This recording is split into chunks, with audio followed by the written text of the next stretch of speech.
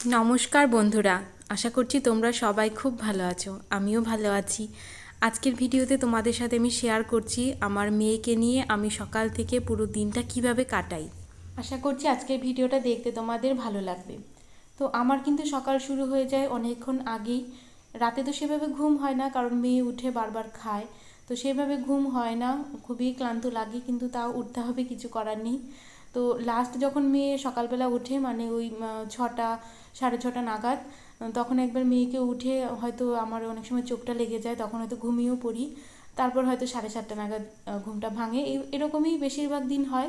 কোনো দিন আবার একটু এদিক সেদিক হয়, যেমন 8টাও বেজে যায়।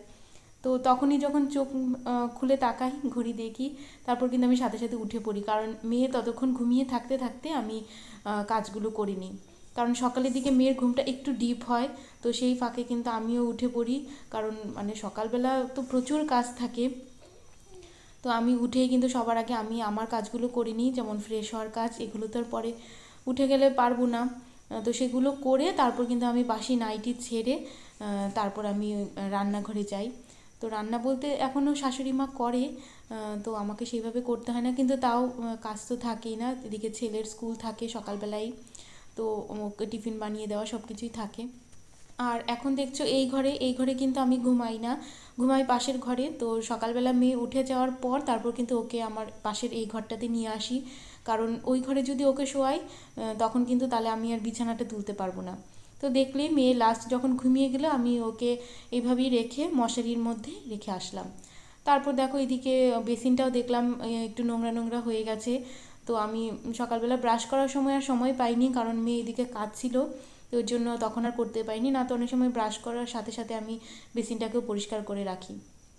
তো ওই কাজটা যেমন এখন করছি। আর ছেলে যদি একটু তাড়াতাড়ি উঠে যায় আর ওর বাবা যদি বাড়িতে থাকে, তাহলে কিন্তু এই সমস্ত ছেলের যে কাজগুলো, ওকে ব্রাশ করানো, ওকে স্নান টান করিয়ে দেওয়া, এগুলো কিন্তু ওর বাবাই করিয়ে দেয়, তখন আর আমার এতটা চাপ থাকে না। না তো কিন্তু মানে প্রচণ্ড পরিমাণে একদম হেক্টিক হয়ে যায়, মানে সব দিক থেকে সামলে ওঠা যায় না। তো আজকে যেমন ওর বাবা আছে, ও ওই দিকটা ও করে দিচ্ছে, তাই মানে সেই রকম ভিডিও তোমাদের দেখাতে পারছি না, যে না তো ছেলেকেও কিন্তু রেডি করাতে হয় এই সময়। তো আজকে যেহেতু ওইটা করাতে হচ্ছে না, তো আমি এদিকে বেসিনটাও পরিষ্কার করে নিচ্ছি। আর তার আগেই কিন্তু আমি জামা কাপড়গুলো কেচে রেখেছি।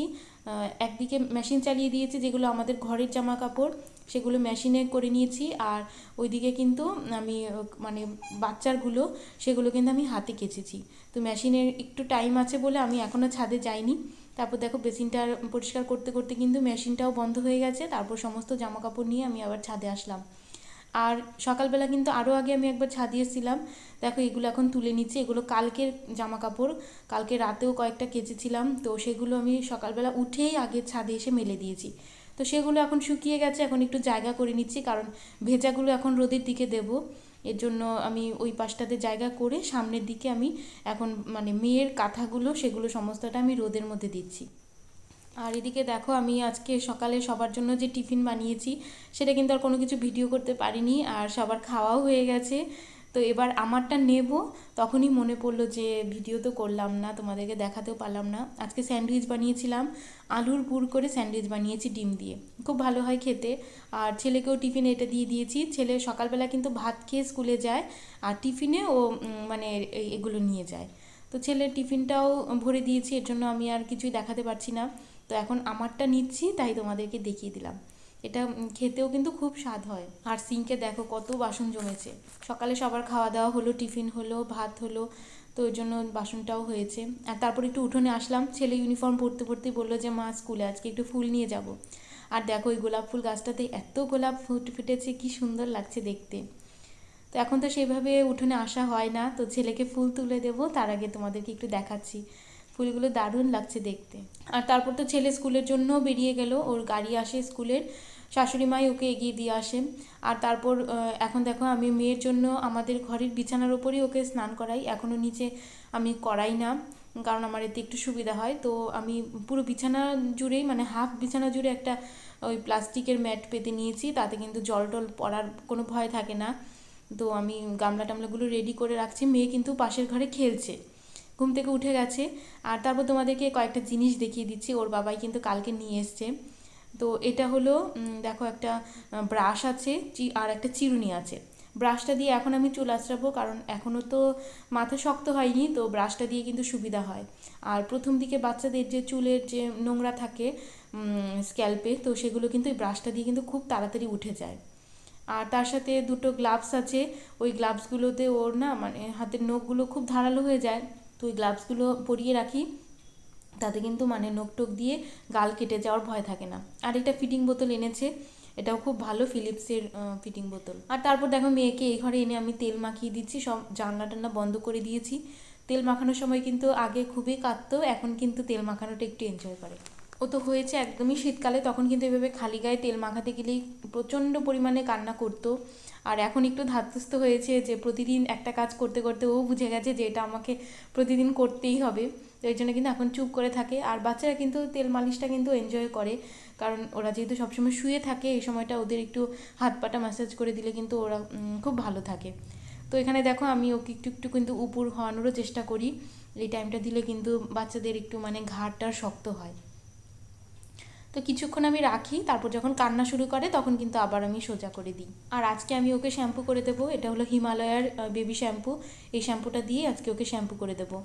আর চুলের যে ব্রাশটা সেটা দিয়ে দেখো এখন একটু ব্রাশ করে দিচ্ছি। প্রথম দিন যখন শ্যাম্পু করেছিলাম সেদিন থেকে কিন্তু মাথায় মানে থেকে প্রচুর নোংরা বেরিয়েছে, কারণ বাচ্চাদের তো হওয়ার পর চুলটা তো সেভাবে ওরা ধোয়াতে পারে না, তো সেটাতে কিন্তু প্রচুর নোংরা থাকে। এগুলো কিন্তু প্রথম দিন শ্যাম্পু করার সময় কিন্তু অনেকটা নোংরা বেরিয়ে যায়, তখন যদি ব্রাশটা দিয়ে করা হয় তাহলে কিন্তু মাথাটা একদম পরিষ্কার হয়ে যায়। আর মেয়ের মাথায় কিন্তু সামনের দিকে আগে প্রচুর চুল ছিল, এখন জানি না কেন চুলটা এত পাতলা হয়ে গেছে, মানে সামনের দিকের চুলটা অনেকটাই কিন্তু পড়ে গেছে। আর এটা দিয়ে ব্রাশ করে দিলে হয়তো খুব আরাম লাগে, এর জন্য কিন্তু চুপ করে শুয়ে আছে। আর তারপর তো মেয়েকে আমি স্নান টান করিয়ে ওকে খাইয়ে কিন্তু ঘুম পাড়িয়ে দিয়েছি, আর ততক্ষণে কিন্তু আমি দেখো আমার খাবারটাও নিয়ে নিচ্ছি। তো আজকে দেখো নিরামিষ রান্না হয়েছে, কিন্তু খুব ভালো ভালো আইটেম, দেখো ডালের সাথে সব সবজি দিয়ে একটা তরকারি, আর তার সাথে বাঁধাকপি, আর ওটা হলো সজনে ফুলের বড়া, এটা কিন্তু খুব ভালো লাগে খেতে। আর তারপর একদম সন্ধ্যেবেলার থেকে আমি ভিডিওটা শুরু করলাম, দুপুরবেলা আর কোনো ভিডিও করতে পারিনি, কারণ আমি খাওয়ার পর মেয়েও উঠে গেছিলো, তারপর ওকে নিয়েই কিন্তু সমস্ত বিকেলটা কেটেছে। ও কখন একটু ঘুমায় কখন একটু ওঠে, তো এভাবেই কিন্তু আমিও থাকি, হয় মানে কোনো দিন ঘুম হয় কোনো দিন ঘুম হয়ও না, এভাবেই এখন অভ্যাস হয়ে গেছে। তো এখন যেহেতু ঘুমটা খুবই কম হয়, রাতের বেলা সেরকম ঘুমাতে পারি না, এর জন্য কিন্তু সকাল সন্ধে আমার চাটা মানে একদম টাইমে টাইমে খাই। আর চা খাওয়ার অভ্যাস তোমরা জানোই, যারা আমার ভিডিও দেখেছো আমার আগের থেকেই, আর এখন তো আরও মানে বেশি করে খেতে হয়, কারণ ঘুম হয় না। আমি কিন্তু সন্ধ্যেবেলাটায় দুধ চা খাই, আর সকালবেলা একদম হালকা করে লিকার চা খাই চিনি ছাড়া। আর চা পাতাটাও দেখলাম শেষ হয়ে গেছে, এই প্যাকেটটাতে অল্প একটু চা পাতা আছে, চা পাতার কথা বাবাকে বলতে হবে। তো এটা আমি এখন ঢেলে নিচ্ছি, কয়েকদিন তো হয়ে যাবে এই চা পাতাটা দিয়ে, আমি আর শাশুড়ি মা চা খাবো। আর তারপর দেখো চা পাতাটাও দিয়ে দিচ্ছি, ঢালার পর চাটা বসিয়েছি এদিকে। তো এখন কিছুক্ষণ ফোটালাম, আর পাশে দেখতে পেলে যে আমার শাশুড়ি মা আরেকটা দুধের প্যাকেট নিয়ে আসলো, এখন কিন্তু ছেলের জন্য দুধটাও গরম করে নিচ্ছি। প্যাকেটটা ধুয়ে একটু জল দিয়ে দিলাম, আর তারপর দেখো চা পাতাটাও কিন্তু ফুটে গেছে, অনেকটাই কিন্তু লিকার ছেড়ে গেছে, এবার চাটা ঢেলে নেব। মেয়ে অনেক সময় খেলে, এখন একটু মানে একাও থাকে, এখন আর যে সব সময় কোলে নিয়ে থাকতে হয় তা না, আবার কখনো কখনো একটু কান্নাও করে, মানে কাউকে না কাউকে হয়তো পাশে থাকতে হয়। তো আমার শাশুড়ি মা কিন্তু আবার ওই ঘরে গেল, ততক্ষণে আমি চাটা করে নিচ্ছি। আর বিস্কুটের কৌটোটাতে দেখলাম বিস্কুট বাড়ন্ত, তো আমি কিন্তু মিটকেস থেকে আবার বিস্কুট এনে বিস্কুটটা ঢাললাম।